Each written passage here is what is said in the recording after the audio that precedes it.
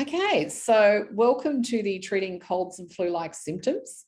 We're just going to jump onto the presentation and I'll just give you a little bit of an overview about what we're going to cover today. Basically, we are going to look at some basic immune support. And the first thing I really wanted to talk about was elderberry because it's a beautiful antiviral herb and it's great for any upper respiratory tract infection. So the thing with herbal medicine is we don't need to worry so much about the label. We just look at the symptoms. Laura, did you have a question? You'll need to go off mute. Yep. No, sorry. I was just going to say the feedback was happening. My hand hasn't gone down. Sorry. Okay. You still getting feedback or it's okay? No, it stopped. Yeah, it stopped. Okay, great. Thank you. So I'm just going to see if I can put this in front of the camera. Great. So this is a product that's pretty widely available in pharmacy and it comes in both a capsule and a lozenge. And look, I'm not doing an ad for whoever makes it. It's just that being able to get it over the counter like this is just so convenient. And what I have to say is if you develop the initial symptoms of Omicron or one of the bugs that's going around, it often starts in the throat. And it often starts with a sore throat. They do a beautiful lozenge and the lozenge has a nice combination of the elderberry plus a little bit of vitamin C and zinc. So if you've got that beautiful combination, it's really great for your immune system. It's a good level of support, but the lozenges actually taste nice. I don't know if you've ever had, I won't say the brands, but those other lozenges that actually have they leave you with a really acrid aftertaste. These are actually so nice you can get kids to take them. So they are really useful. So if you can get the lozenges, that's great. There is also capsules, which gives you the therapeutic components. So again, that's another good alternative. And look, I'm suggesting to people, go and get this in stock now, because if you don't use it for the current wave, you're going to use it in the next few months anyway. And it's a really handy option to have available. Now, I wouldn't suggest taking it before onset of symptoms. I'd wait until you've got the sore throat or whatever else is going on. And then start taking it at the recommended dose on the packet. But, you know, you can happily do 4 lozenges a day and it's a really nice antiviral support. And the reason we want the antiviral support is we want the virus to stop replicating as quickly, by which I mean you want to give your immune system enough chance to respond to it. So if you've only got a small amount of the virus, it's easier for your immune system to mount a response. You have fewer symptoms and it doesn't last as long. If you got the virus replicating really rapidly and you've got a massive amount of it, it's going to take a lot of time and energy for your body to create antibodies to it and respond. So anything that helps get that viral load down initially is really positive. The only thing is if you do need to know that you've had the COVID or something similar, then please make sure you get the test done before you start taking the sample coal, because you don't want to reduce the viral load too quickly and then test negative and think you're okay. So if you're concerned about it, test first. Now, the other sort of basic immune response I want to mention, and what I've done is I've tried to keep it down to kind of the minimalist approach, you know, kind of Marie Kondo'd my supplements, because as you can see behind me, I clearly have way too many of them. So what I would recommend you had in a first aid kit is definitely the sample coal that I talked about, but also a really good quality vitamin D. And again, just go in and chat to your chemist or pharmacy and be guided by them. I like the liquids for kids because it's easier to get it in them. I quite like this brand, which is Biomedica. They're over-the-counter ones. There will be a Blackmore's option or Bioceuticals or similar, but vitamin D has really been shown to have good efficacy. And on a number of occasions when I've been threatening to come down with something in the last couple of years, I'll take a really high dose of vitamin D, which is higher than what I'm going to recommend here, but it's actually meant that I've woken up the next morning and I feel fine. So what I would suggest is if you're going to do high dose vitamin D, you only do it for 2 or 3 days and you take up to 5,000 IU. Now, typically most capsules are 1,000 IU. It's a slightly different dosing. So that would mean 5 capsules basically, which is, I know, quite a lot, but take it before bed and you'll find that you're fine. You may feel a lot better in the morning, and do that for 2 or 3 days. Thing with vitamin D is it's what we call an immune system modulator. If your immune system is revving too high, it's going to bring it down. And if it's too low, it'll bring it up. So you will have a nice immune response, which is what we're looking for.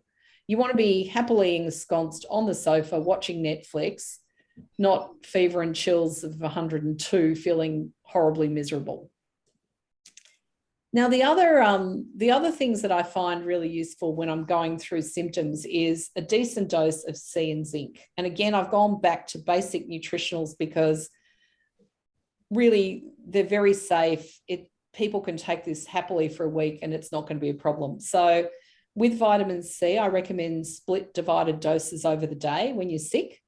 And I would probably go higher than this, but if you haven't taken it historically, then probably the 1 gram a day will do. If you are taking it regularly, then you could probably go 2-3 times higher. As naturopaths, we used to do this thing called bowel tolerance with vitamin C, which is you see how much you take before you get to bowel tolerance. I wouldn't recommend it, but it is interesting, the sort of things we used to do when we were studying. But basically, when I'm well, it's about 3 grams, and when I'm sick, it's 7. So I can really see the difference in my body's need for vitamin C at that point. Now, with zinc, I tend to recommend about 25 milligrams a day, but there's a lot of products out there that have C and zinc in combination. Again, just on the C, the reason I recommend split dosing is that your body uses vitamin C quite quickly or it excretes it. So you're better off having smaller doses through the day so that you're kind of drip feeding it what it needs for the immune system. Now, the other thing I'll just mention, because it's a particular favourite of mine, is teas. And there's a couple of teas that are really helpful. If you tend to be the sort of person who goes into coughs and it goes down into your chest, then I would look at something called Yep tea, which is yarrow, elder, and peppermint. And most herbalists would have a version of this, and I've seen a lot of them online. I think Austral Herbs is one of the ones I use, and they would have those ingredients. But it's a really soothing tea that kind of calms down that cough reflex, and that's why you've got the peppermint in there. The other one I like, and this is my own, this is what I would call homebrew.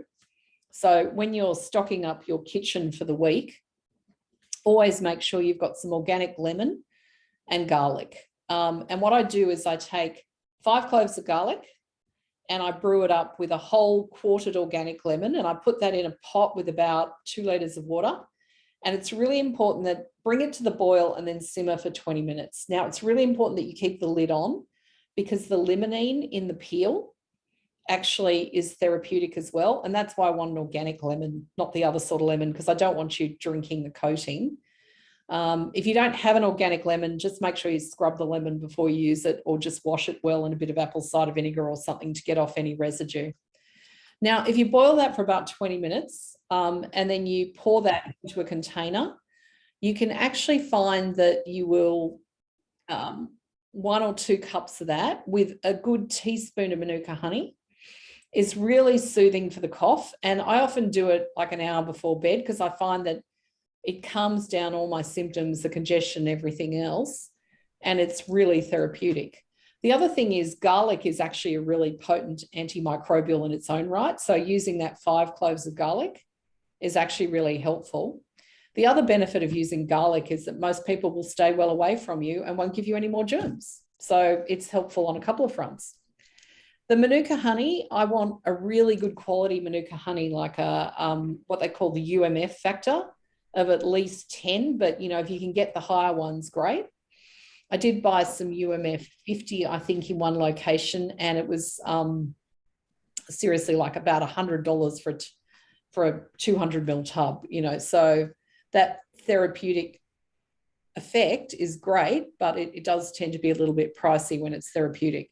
If you're buying honey from the supermarket, like it's often flavored sugar. So I would try and buy, if you're going to use honey, get the therapeutic medicinal honey. So that's probably the other thing I'd buy in at the moment. I'd have my lemon, my garlic, my sambucol, my supplements, and a good Manuka honey. Because I have to say, both my children who are adults now say, oh, I'm really feeling miserable. I've got a cold. I've got, I'm coughing. Oh, I can have Manuka honey, because they're only allowed to have the good honey when they're sick. So are there any questions about that? Feel free to just pop them in the chat. But that's probably like my base protocol in terms of what's doing the rounds at the moment. There's probably a couple of other things I add to it more symptomatically in terms of homeopathics, and also some tips on fever management. Now, the reason I wanted to include fever management is because I find this is an area, I think we're all a little bit terrified of fevers. And I don't know whether it's because there's been really good advertising by Panadol and Nurofen, but actually fever is a really amazing immune response. And what it's doing, the fever is creating an environment that is uncomfortable for the virus or bacteria to replicate. So if you can let a fever run, you will be sick for a less amount of time. If you take the Panadol or Nurofen every 4 hours, you won't have the fever, but your body will create a really good environment for this virus to replicate. So you've got to trade off these two things. And that's why I think you need to be confident in how you manage fever. And you don't want to let fever run, particularly in children, because it can cause convulsions. So, but that's a really high fever. You know, we're talking over 40 degrees. So what I would say is don't run with fever if you're, you know, if it's very high, you're very uncomfortable or anything else.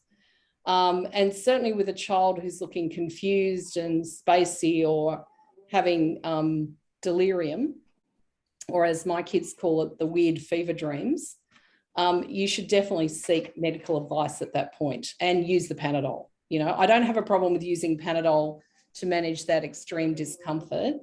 And I have to say, through this current bug, I've been getting reports of really bad headaches. So again, if you need it to sleep, which is really healing, great, use it at that point.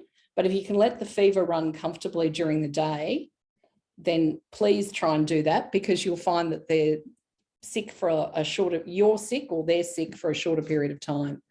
So one of the things that's really important to run with a fever is, you know, just keep comfortable, keep hydrated, rest. I used to call it the video diet, which probably dates me or carbon dates me, but now I'd call it the Netflix diet.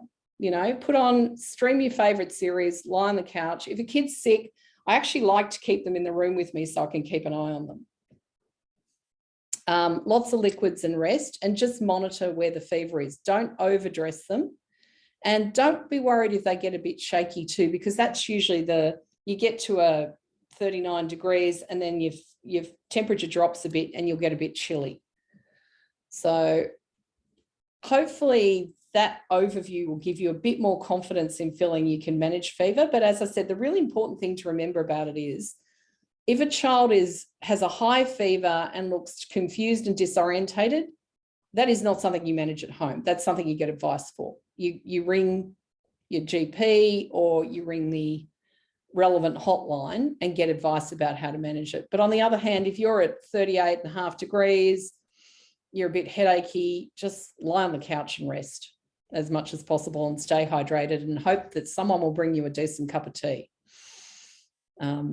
Don't know about how it goes in your household, but I remember once having flu and being down the other end of a corridor. And I think after about 5 hours, I was hoping someone would come to check on me. But the rest of my family sympathetically said, well, we thought you were germy, so we were staying away. So the other thing I wanted to share with you is a little bit of information on homeopathy. I'm not going to go into it in a great amount of detail, but just to say that it's actually really good for acute signs and symptoms. So whereas I would use herbs and supplements to build someone's immune system up and help improve their overall health, homeopathy is where I tend to work when they have acute symptoms. And there's quite a few different remedies we can look at, but it's important to understand that homeopathics are prescribed a little bit differently. It's what they call the law of similars. So a symptom that the base ingredient produces is something that it can treat when it's diluted homeopathically. So to give you an example, if you were really agitated and you couldn't sleep and you're really revved up, like you'd had 6 cups of coffee, I'd look at a remedy made out of kefir, for example. So basically what the underlying principle is, like cures like. So the remedies are made out of, a lot of them are made out of herbs, they're made out of minerals, they're made out of all sorts of different things, but there's some of them that are very useful. When we're prescribing, we're normally looking to match the remedy to the case in front of us. So we're looking for, like a location, any particular type of pain, what makes it better, what makes it worse. I mean, if you've got, for example, if I'm looking at someone who's got a cold and a really bad cough, it might be that every time they go outside or they change temperature, that will trigger the cough. Then I'm looking for, is there something else that happened at the same time? You've got a headache as well, or you've got a fever or something else. So all those pieces of information give us what we're looking for is basically what we call a three-legged stool. So we're looking for 3 symptoms that match our homeopathic remedy. And I have to say that over time, I've used, there's kind of a base group that I would use all the time. And that's probably my first aid kit. And then there's a whole bunch of other ones that we know about, but are more specific to more chronic or ongoing diseases. Now, that's the first part of it, picking the remedy. The second part is that how do you dose a homeopathic? So once you've got the 3 symptoms that you're comfortable with match the remedy, how often do you give it? And I'd say what you need to do is look at the case in front of you. So if someone has fallen over and they're really badly bruised, I would be giving arnica every 5 to 10 minutes. But in this case, where we're looking at coughs and colds, I'm probably looking at 3 to 4 times a day and just seeing how they respond to that remedy. So, it's actually, and once they've improved a reasonable amount, so 60, 70% better, I probably stop dosing. Because again, the thing with homeopathics is as much as they need and no more. Now, if you find that they're better for 24 hours and then the symptoms reoccur, you can repeat the same medicine.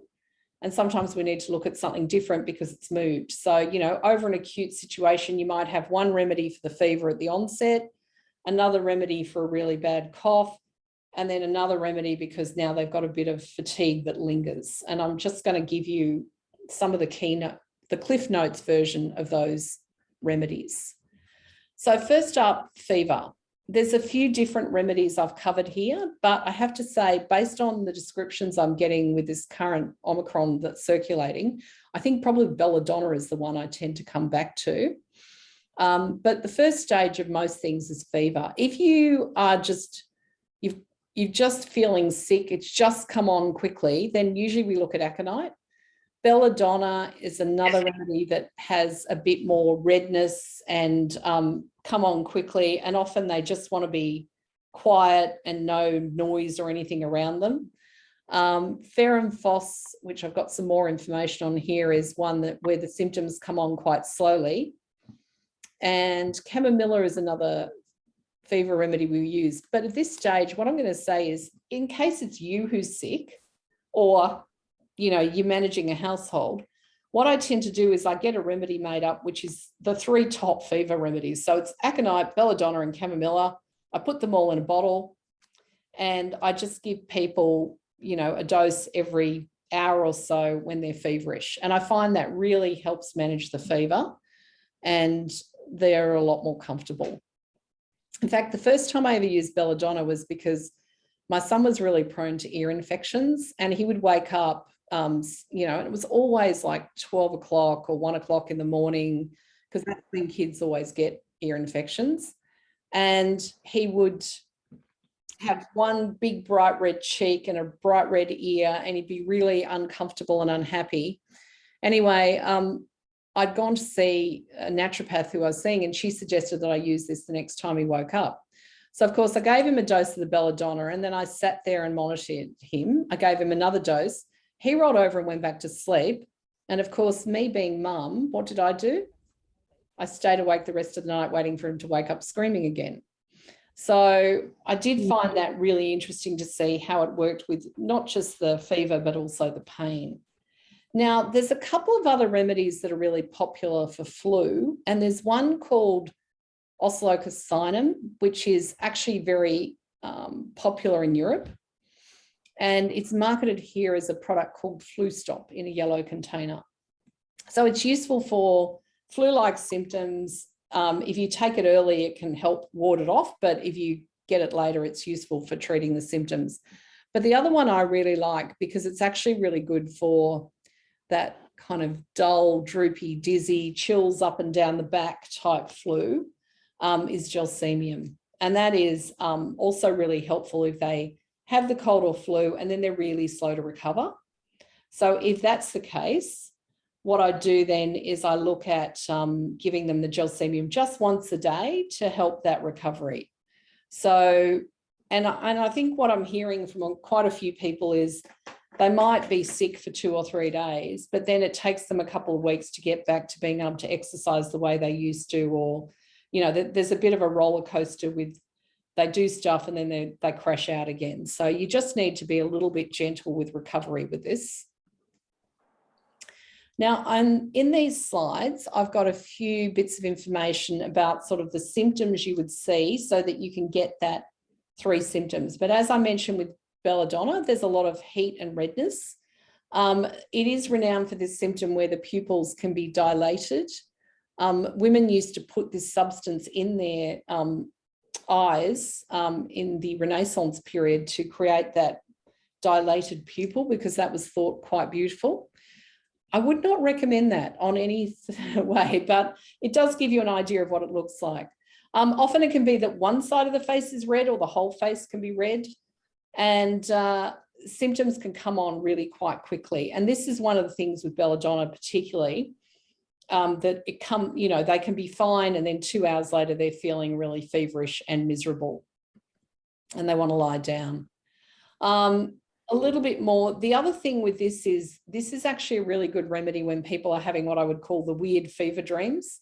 But it's more those sort of, we talk about it in terms of the language of 19th century, which is hallucinations, but it's those weird fever dreams where, everything seems bigger or smaller, or you wake up kind of in a sweat feeling very anxious and you're not quite sure why. So that is the other thing about belladonna that can be quite helpful through this. I've got a little picture of ferrum phos here. The thing with ferrum phos as a fever remedy is it's for really slow fever, things where things come on really slowly and you're kind of like, oh, I'm just feeling a bit under the weather, but I don't really know that there's anything specific. So I would look at it for more where you don't have those really clear symptoms as you would in, say, belladonna. So here's a bit of a summary. First, you use it at the first stage of fever where you've got no clear pathology. There's not a lot of, by which I mean there's no other symptoms going on. And, they're usually quite thirsty is probably the other thing with it. So if you want kind of the cheat sheet, belladonna is great for that first stage, or the ABC mix. When it comes on quickly, when it comes on slowly, look at the ferrum phos. Now, with the current bugs that are going round, about 20% of people seem to actually have more of a stomach flu. So I thought it would be helpful to put in a couple of remedies that are really useful for stomach type symptoms. And also I included this one, which is Nux vomica, because it's also really good if you get a cold or flu and then you get that really, I don't know if you've ever had it, like an annoying postnasal drip and you're just doing the, it's not a really deep cough. It's just that irritating drop down the throat that makes you cough. And of course, at the moment, if you cough in public, everyone looks at you, like you've got the plague, which, yes. So you don't want to cough in public. So Nux vomica is really good for that, colds and snuffles, but also people who feel, they may not actually be vomiting, but they feel nauseous and their stomach's really uncomfortable. And the other thing we use Nux vomica for quite often is for people who have overeaten or had too much alcohol.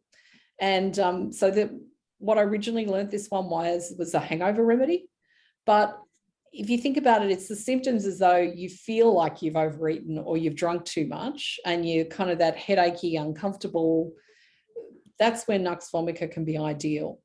Now, the other thing about Nux vomica is they're very sensitive. They don't like cold air. They're sensitive to noise. They're sensitive to touch. They're sensitive to smells. Now, this may only be the case when they're actually sick. And the other thing that it can be quite good for is, I put it in here as ineffectual urging to stool. But basically what I mean is they go to the bathroom and they never feel like they completely empty out. So that would mean that if you're quite constipated, you've got this level of toxins circulating all the time, which is the same as if you've overeaten or overdrunk. You're feeling really toxic. So think about this as, kind of the remedy when you're feeling quite toxic.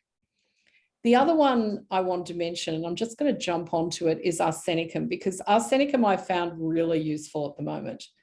And it's basically your equivalent to a food poisoning remedy. So, it's that I had a bad prawn, I wake up at 1 o'clock and I'm throwing up and I feel really uncomfortable. And then it goes through the other end and, I'm really anxious and uncomfortable. So arsenicum is actually a really good remedy for symptoms like food poisoning, but also for vomiting and diarrhea, and possibly the snuffles at the same time. The other thing about people who need this particular remedy, they're often quite anxious. It's often worse. It will start after, midnight or early morning. And they'll be able to drink sips of water, but they can't gulp down a lot of water. So that's just the kind of 3 symptoms I'm looking for with us. So I'd say if people develop the stomach type symptoms, arsenicum or Nux vomica. But Nux vomica also has other uses if it's more of that cough with a postnasal drip. So those 2 remedies would be in most first aid kits. Now, the other one I wanted to mention was, I'm going to just come back to a few cough remedies, because this is the other thing, being that upper respiratory tract. That's often where things get, you'll go through the first stage of the fever and then things kind of get a bit stuck. So it's really good then to look at a few cough remedies. So one of the ones I'm looking at here, I've sort of broken it down into the types of cough because I think that's easier to prescribe on. I've already mentioned the Nux vomica, which is that postnasal drip. But if you've got a very productive cough, by which I mean you're coughing things up and it's a bit yellowy and the cough sounds a little bit hoarse, then heparin sulf is probably the remedy I would use. And that is actually generically a really good cough remedy. If you've got a cough that's, mucousy and productive in the morning, but it's dry in the afternoon and it keeps shifting around, then you're actually looking at a homeopathic remedy called pulsatilla, because it's got that sort of changeable nature. And if you end up with more of that sort of bronchial, hard, dry cough, the remedy is called bryonia. So I just thought it was handy to have kind of like a little toolkit so you could look at what your best options were. Now, the other thing with pulsatilla has often got quite a bit of mucus with it. So it's often, those kids who have thick yellow, greeny mucus from their nose, but it's also a really good remedy for infected ears. And I am seeing a few people where they are saying their ears are really sore with this. And it's basically because if you think about it, you've got a lot of mucus that builds up in your nose and in these passages, which are really quite narrow and small. And that puts pressure on the ears. So again, pulsatilla is one I would really think about if they've got that ear pain. Heparin sulf is more pain, like it is also quite good for ear pain, but it's the sort of pain where you swallow and your sore throat and then it refers through to the ear. Whereas the pulsatilla is more that like chronic glue ear type of ear pain. So again, they're both quite useful. And there's a few prescribing symptoms that can be really helpful with pulsatilla, but often tendency to constipation. But there's this it's interesting, there's this really changeable nature in it. It's like if you have someone whose symptoms just keep moving and changing, and you're really finding it hard to give them a remedy, you look at pulsatilla. And I also want to provide you with some really useful resources from this. So what I said earlier was I'm going to actually put this recording up on the blog, and thank you so much, Vicky, for reminding me to actually press the record button. Well done. But that's the link to my blog. And I've got about 100 blogs there, and I've got lots of blogs there on, what to eat to feed a healthy microbiome, as well as all sorts of other health conditions. So there's a lot of relevant information there. The other thing is I've given you some details about some great suppliers. I use a homeopathic supplier who does a lot of other nutrients and supplements called Similimum, who are based in Wellington. And the best thing about them is their staff are all great homeopaths and they're really knowledgeable. So if you ring them and you're struggling, they'll be able to give you the right answer pretty quickly. There was Nelson's Pharmacy on York Street. I think it's moved, but I think Nelson's Pharmacy still has a lot of these things. And then the other company I wanted to mention was Martin and Pleasance. And I'm just going to grab my first aid kit. Here we go. So they have these on their website. And basically, I'm just going to open the packaging up on this one. But basically, it's a 20 or 24 remedy kit, and it's very reasonably priced. So I would charge, $20 for an individual remedy, and they give you about 20 of them for around the $100. I think it's a little bit more with shipping, but I'll just show you. So what it looks like is this, and 2 pilules is 1 dose, and they give you a little prescriber as well.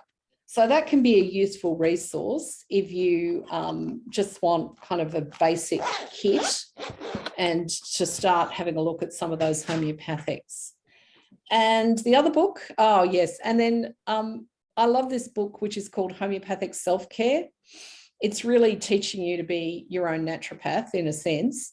Goes through about 100 different conditions, but it gives both naturopathic advice and homeopathic advice and shows you how to prescribe. So that again is really helpful. That's my old copy here, which you can see is a bit well thumbed because I still find it useful. But what I would suggest is if you're interested in looking at more homeopathics, that's actually a really good resource. It's written by a couple of naturopathic doctors in the US, and they are both, they treat a lot of kids for far more complex conditions. But what they used to find was when they had conventional meds, they go backwards. So they wrote this book, and it's very well written and designed for, parents or other people, and makes it really easy for them to prescribe. So look, in conclusion, in terms of this presentation, what I did want to mention was New South Wales Health is putting a lot of really great resources on their website. So if you're really worried about your symptoms and they're progressing really quickly, they've got a lot of really good information there. But, basically what I've given you is background on how to treat yourself or your family when you're unwell. And what I want you to remember is if you are really struggling, your chest pressure, you've got shortness of breath, ring 000 and get really, get the emergency support you need if you need that. Otherwise, come back to my notes and go through and look at what you can do to make it easier for you at this point. So thank you for listening to my presentation. And I'm just going to jump onto the chat section so we can just see if people have questions and I can answer them. So